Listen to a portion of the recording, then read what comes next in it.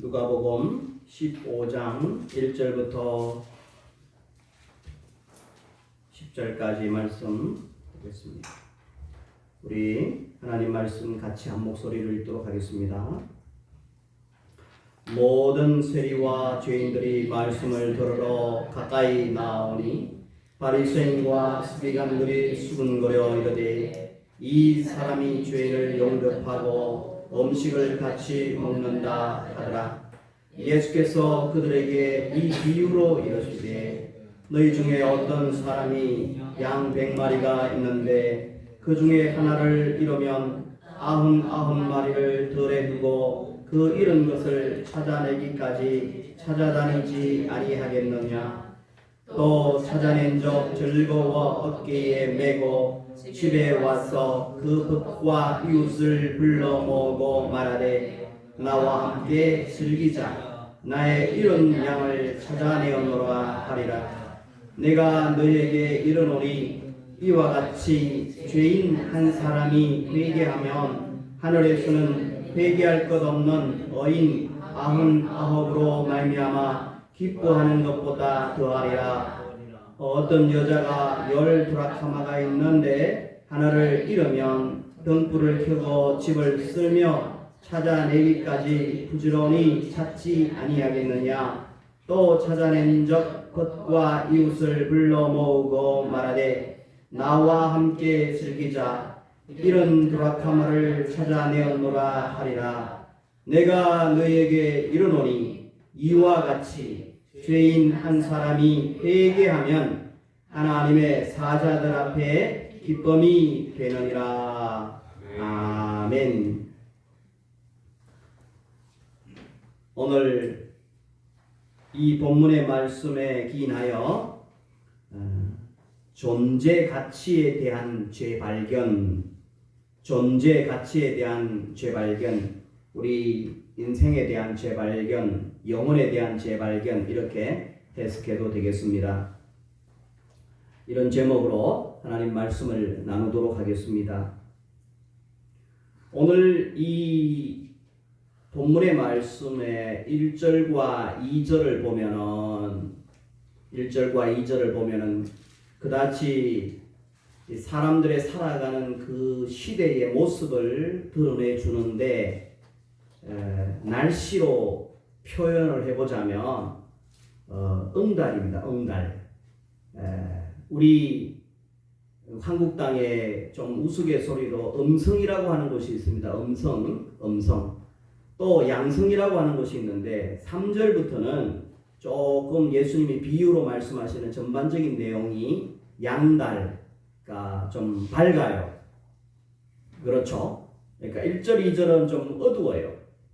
그 시대의 먹구름을 볼 수가 있고요. 그러니까 3절, 4절, 5절에서 그것을 완전히 뒤부어서 예수님께서 교훈으로, 비유로 은근하게 말씀하시면서 이 상황을 완전히 뒤바꿔 주는 그런 것이죠. 그래서 오늘 음지와 양지를 보게 되어지고 그 속에서 교훈을 뽑아서 우리들이 중요한 우리 삶 속에 귀한 교훈으로 간직하게 되어지면은 우리의 삶이 훨씬 더 품격 있고 또 우리 하나님 앞에서 기쁨의 삶을 유지할 수 있다고 생각을 합니다.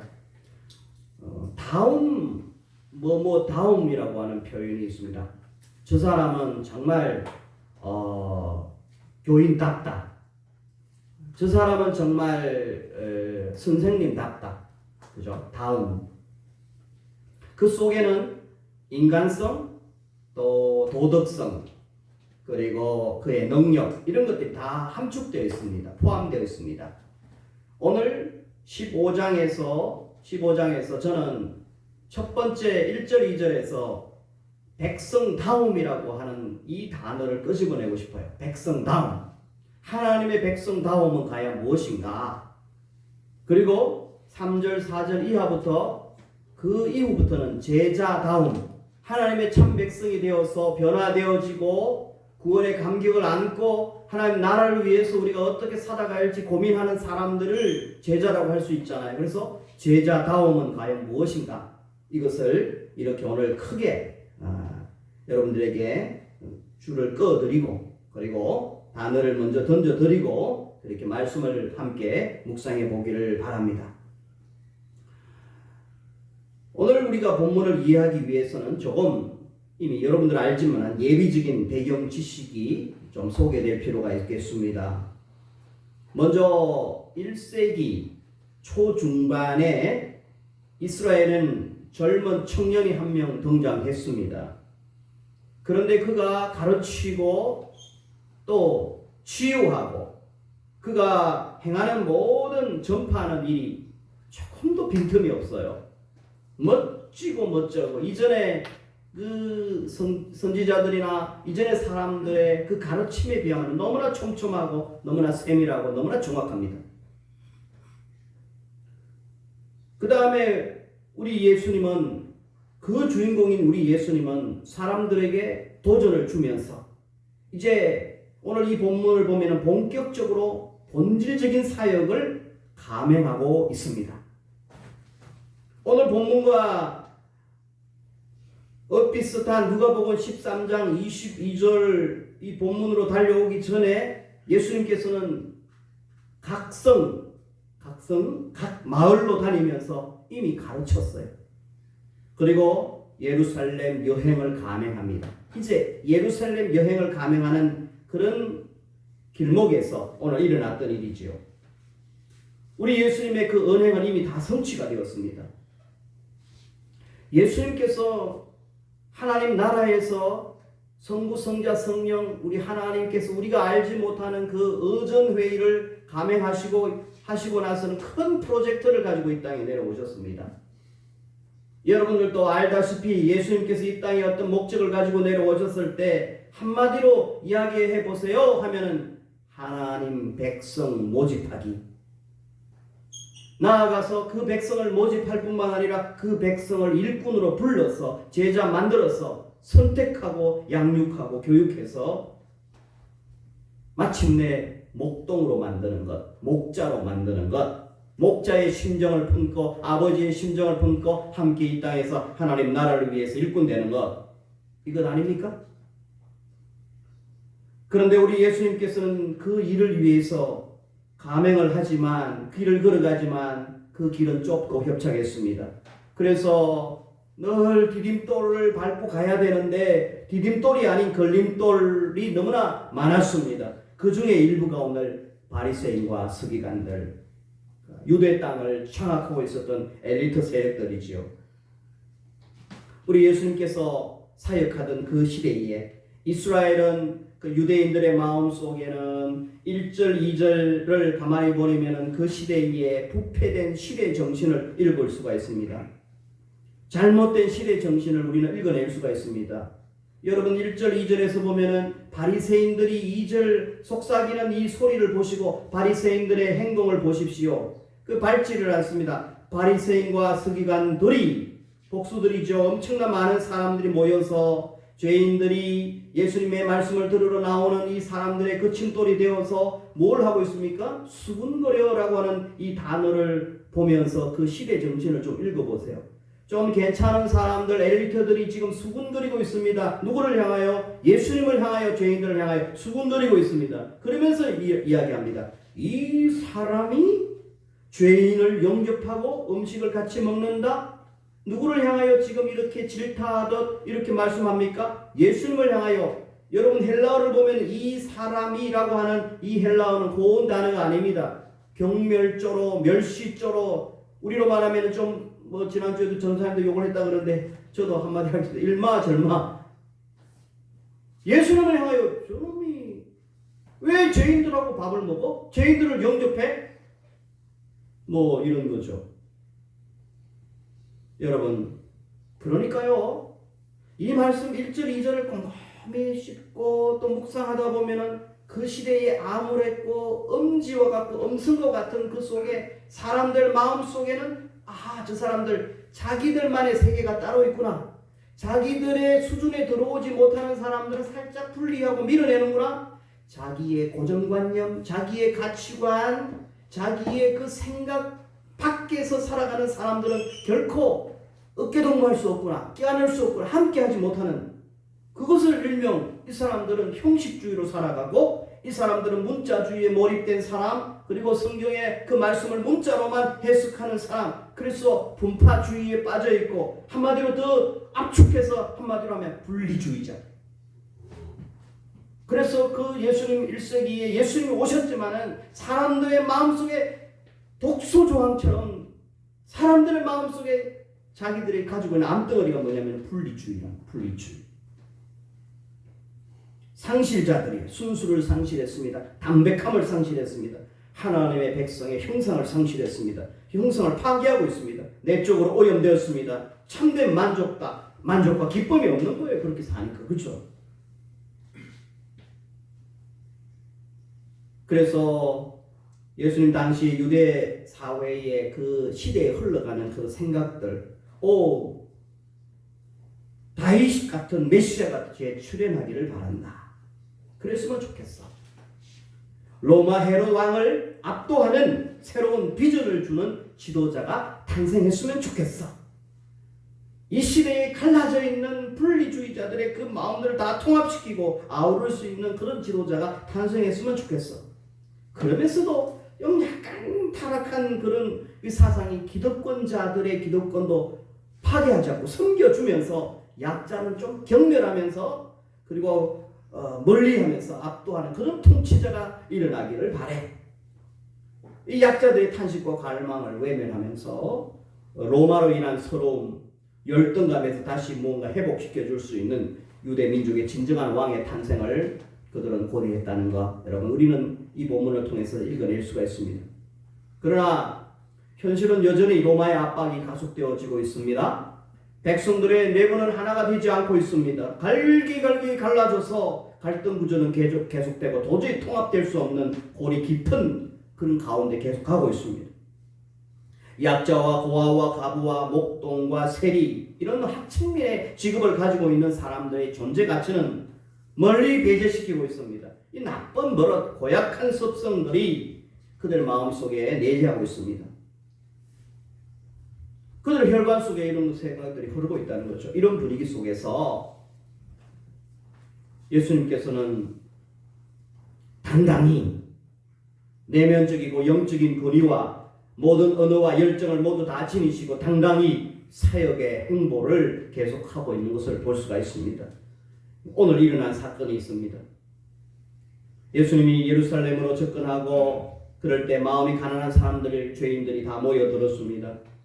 그들은 1절을 참조해 보시면은 1절에 이 짧게 표현되어 있는 이 말씀 속에 그들의 아우성치는 소리를 들어낼 수가 있습니다. 모든 세리, 모든 죄인들이 말씀을 들으러 가까이 왔습니다. 우리도 가도 돼? 나 같은 죄인도 가도 돼? 나는 세리인데 나도 가도 돼? 다른 세리가 이야기합니다. 나도 가는데 나는 너보다 더 하잖아. 우리 한번 가보자. 과부와 창녀들과 이런 사람들, 나 부끄러워서 어떡하지? 괜찮아, 가보자. 예수님은 다 그런 사람 일일이 지적하지 않는데 다 받아주시는데 우리 말씀 들으러 가자. 순수하게 말씀 들으러 가자. 그래, 가볼까? 이런 의식들, 이런 말투들이 서로 오가면서 사람들이 점점 예수님께 가까이 오고 있을 점에 그 중앙에 곳곳에 이렇게 밤가시처럼 고슴도치처럼 숨어있는 이전의 바리새인과 서기관들이 이 수군거리는 이 아픔, 이 말투 얼마나 잔인하면서 예수님을 향하여 무시하듯 이 사람이 그러면서 한 눈은 죄인들을 바라보고 한 눈은 또 세리를 바라보고 이번 또 예수님을 향하고 온갖 타락한 이 얼굴 표정을 가지고는 죄인들과 함께 음식을 먹고 예수님을 죄인들을 영접한다고 이야기하는 그런 이야기를 할 때 수근거리는 소리가 왜 예수님 귀에 안 들리겠습니까? 여러분, 약자들, 어려운 사람들, 힘든 사람들을 위로하기 위해서 그들을 살리고 구원하기 위해서 하나님 백성들을 불러 모으는 이런 광경 속에 이런 선한 일을 하는 예수님, 옳은 일을 할 때에 누군가가 수근거릴 때 여러분 얼마나 기분 좋습니까? 수근거리는 몇몇 사람들이 있을 때 그 사람들 저 성질이고 여러분 성질이고 윤집사님 성질이고 뭐 성질이면 여러분의 성질 다 내려놓아도 입을 막고 싶어요. 그죠? 뺨이라도 때리고 싶고 그냥 그대로 그냥 싸우고 싶고 이런 마음이 들지 않겠습니까? 그런데 예수님은 이게 달라요. 3절이 그렇게 은혜로워요. 우리 3절 한번 보십시다. 시작. 예수께서 그들에게 이 비유로 이르시되. 우리 같으면 여러분 실력을 여러분 성품을 내고 무시해도 미안합니다. 적어도 이런 상황 속에 수근거리고 우리를 욕하면 우리도 맞받아쳐서 욕도 하거나 이렇게 해야 되는데 예수님께서 그들에게 비유로서 살짝 돌리면서 상처도 안 주고 은근하게 또 이렇게 수근거리는 사람마저도 주님께서 포용하는 이 통합적인 이 모습, 비유로 이러시되 은근하게 웃으면서 막 속에 막 부하가 일어나는 거 다 참으시면서 예수님께서 이 비유로 이러시되. 이 인격, 이 성품 보십시오. 대단한 것 아닙니까? 오늘 우리 3절을 통하여서 예수님께서는 그 앞에 1절, 2절에서 비유로 말씀하시는 의도가 무엇일까요?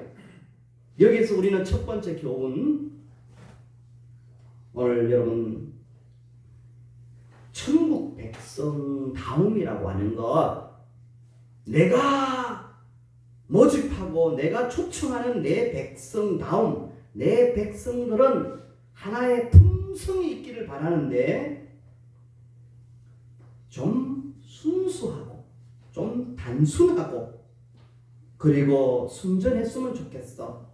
어린아이와 같아야 된다. 이게 바로 이 마태복음에 계속 말씀하시는 거예요. 누가복음에 계속 말씀하시는 거예요. 천국은 어린아이 같아야 된다. 비록 크다고 할지라도 겸손함으로 중무장해야 된다. 그리고 한 사람 한 사람 연약한 사람도 소자 같은 사람도 품을 수 있는 소자 철학에 투철해야 된다. 이런 거예요. 아무리 작은 자라도 무시하지 않는 정신. 누구든지 이 작은 자, 예수님을 믿는 작은 자, 회개하고 돌아오는 작은 자 하나를 무시하지 않는 정신, 실족시키지 않는 것, 이것이 바로 천국 백성의 품성이라고 말씀하시지 않습니까? 업신여기지 않는 것.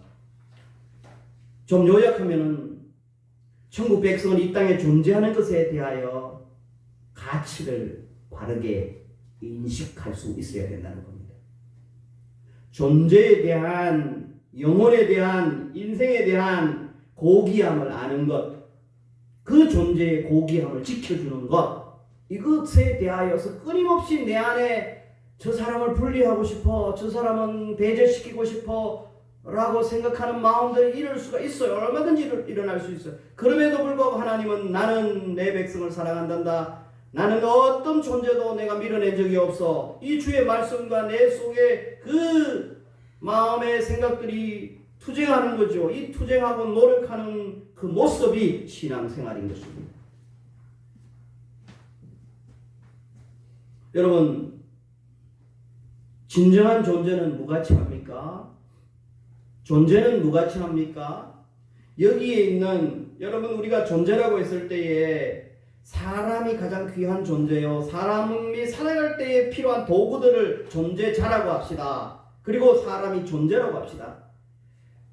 우리 하나님께서는 이런 표현을 썼습니다. 피조물이라고. 하나님이 창조한 모든 것들은 먼저 하늘, 태양이 선하지 않습니까? 달이 선하지 않습니까? 그리고 온 우주에 존재하는 모든 것들, 그리고 공기마저도, 그리고 우리 덜풀 하나, 꽃 하나, 나물, 그리고 우리가 만들어진 그 어떤 책상 이런 모든 것들이 다 소중하잖아요. 무가치한 게 없잖아요. 그 가운데 살아가는 인생 무시해도 됩니까? 존재는 누구 거냐 이 말입니다. 피조물은 누구 거냐 이 말입니다. 그분이 만드셨고 그분이 소중히 여기잖아요. 그러면 우리는 어찌해야 되나요? 내 자식, 내가 만들어낸 나의 것, 나의 소유물에 대해서 너희들이 어찌 분리할 수 있느냐? 너희들이 어찌 그것에 대해서 탓할 수가 있느냐? 너희들이 왜 그것에 대하여서 너희 나름대로 평가하느냐? 오늘 우리는 주님께서 이 15장 1절 2절에서 깊음으로 빨려들면서 존재 가치에 대하여 너 재인식해야 되지 않느냐 도전합니다. 오늘 우리 존재는 매우 중요한 가치가 있습니다. 사람이든 도구이든 하나님이 창조한 피조물의 본질은 비록 오늘 여기에서 또다시 우리는 충격받아야 됩니다. 비록 조금 탈선한, 잠시 잠깐 탈선한 인생이라 할지라도, 비록 잠깐 궤도 이탈한 인생 세리와 같은 죄인들이 있다 할지라도 그 존재들마저도 소중하게, 그리고 너희들 가운데 조화롭게 공존하면서 살아가야 할 책임이 너희들에게 있다는 것이죠.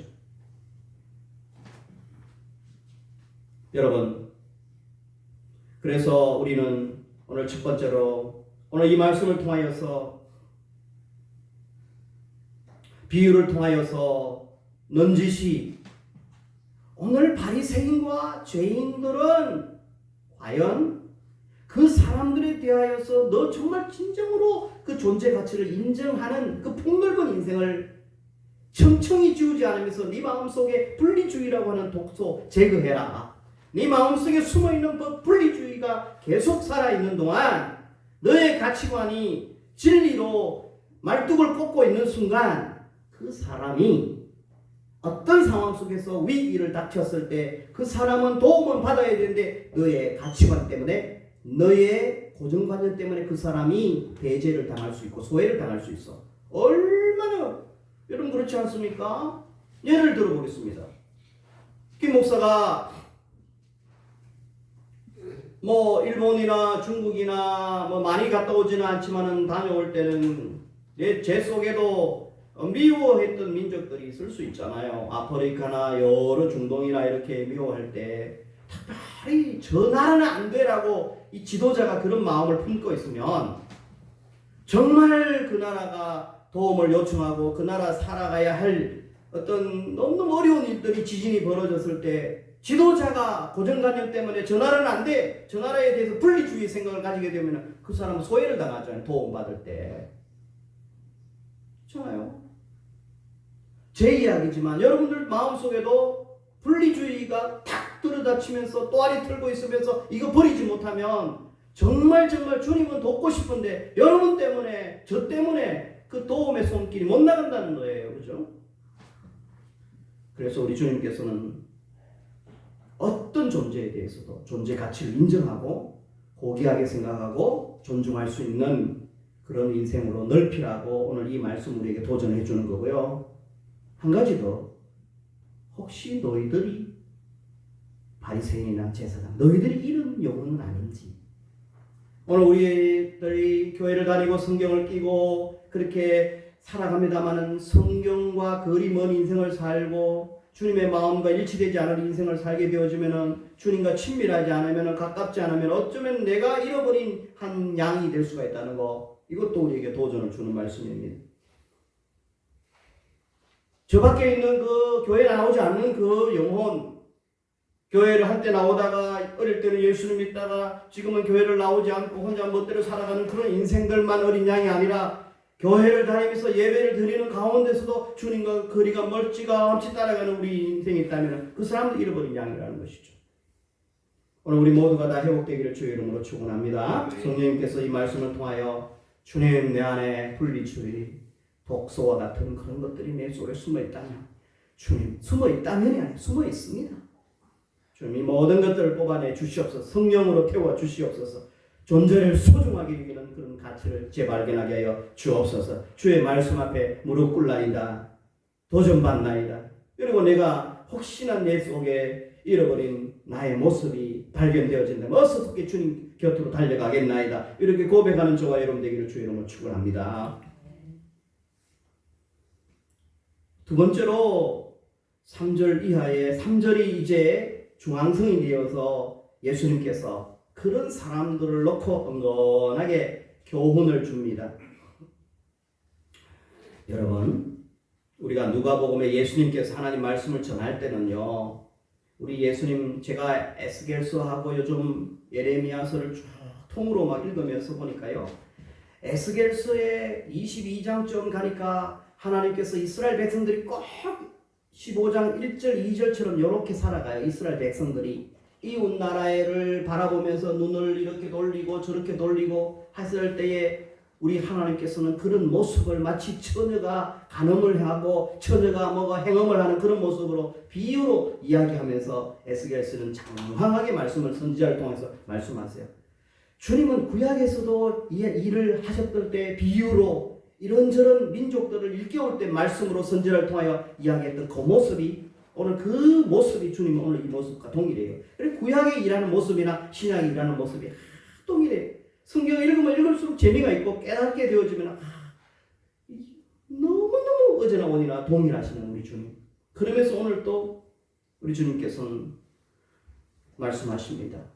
자, 오늘 바리새인과 서기관들을 향하여서 지금 말씀하는 거예요. 그러면서 여기에 한 목자가 100마리의 양을 키우고 있다가 얼마나 정성을 다해서 키우고 있습니까? 키우고 있는데 한 마리가 어떻게 자기 실수로 주인의 실수로 그거는 표현하지 않지만 어쨌든 한 마리 잃어버렸습니다. 잃었을 때에 버리지 뭐. 나중에 찾으면 그거 잡아먹지 뭐. 이렇게 하지 않았어요.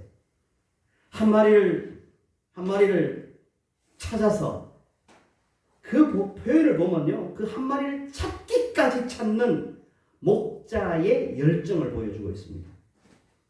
그냥 여기 한 번씩 가보고 저기 한 번 가보고 뭐 전화 한 번 드리고 카톡 한 번 내고 어디 있어? 그리고 2번 3번 하고 마는 게 아니에요. 그죠? 4절에 보니까 너희 중에 어떤 사람이 양 100마리가 있는데 그 중에 하나를 잃으면 99마리를 덜에 두고 이제까지는 잘 케어해야 되겠다. 잘 먹여야 되겠다. 잘 양육해야 되겠다.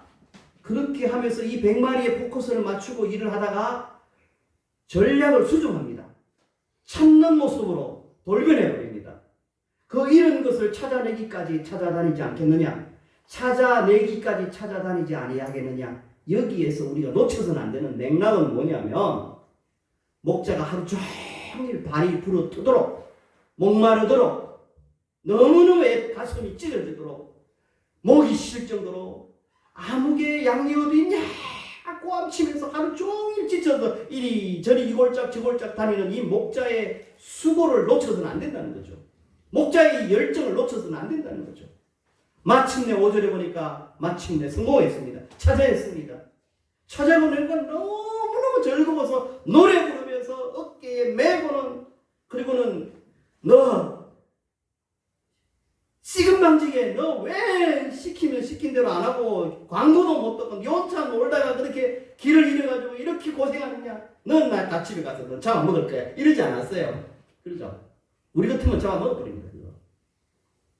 그런데 즐거워서 어깨에 메고 집에 와서 여기 축제를 벌이잖아요. 그 벗과 함께 이웃을 불러 모으고 말하되 나와 함께 즐기자. 축제 아닙니까? 잔치 아닙니까? 그래서 이 후반절 그 10절까지 전체적인 흐름 속에서 양갈과 같은 양지와 같은 메시지의 중요한 단어는 기쁨이라고 하는 단어를 저는 잡고 싶어요. 기쁨.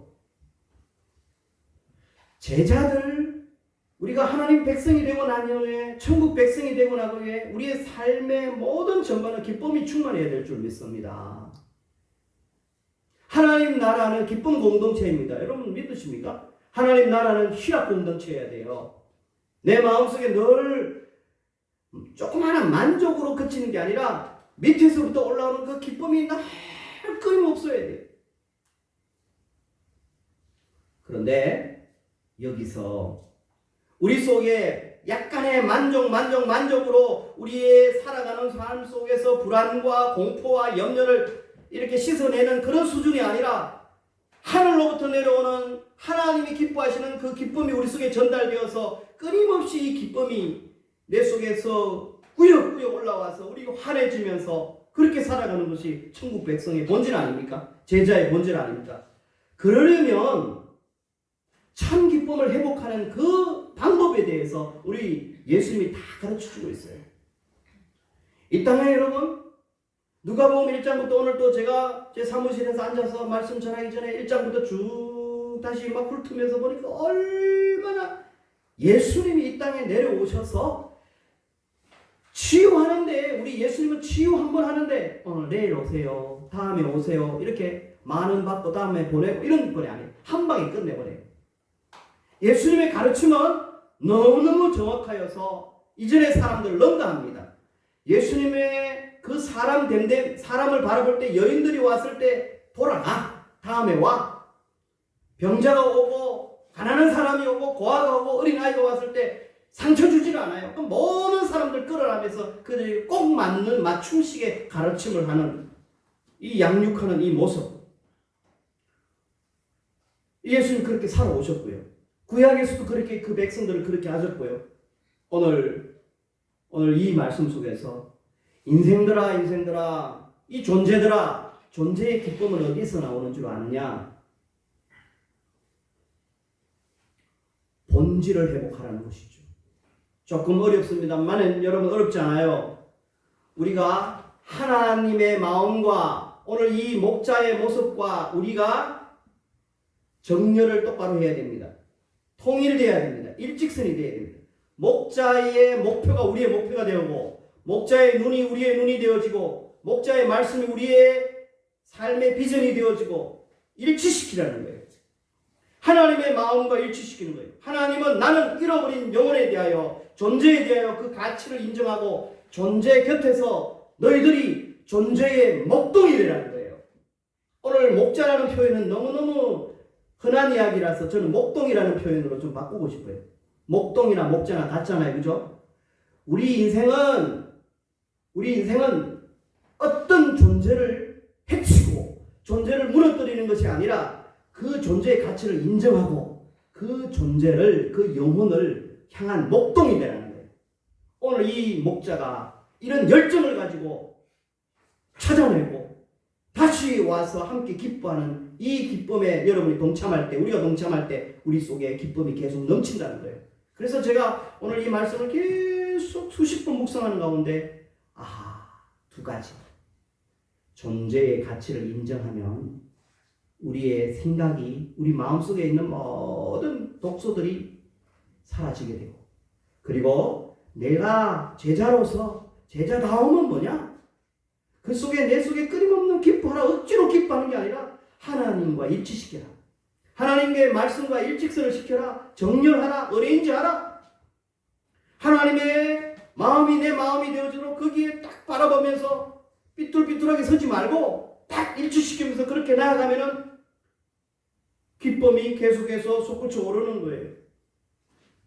그런데 이 땅을 살면서 우리 속에 기쁨 대신에 불안을 주고 염려를 주는 것. 여러분, 불안과 공포는 우리가 살아갈 때 끊임없이 다가오는 거예요.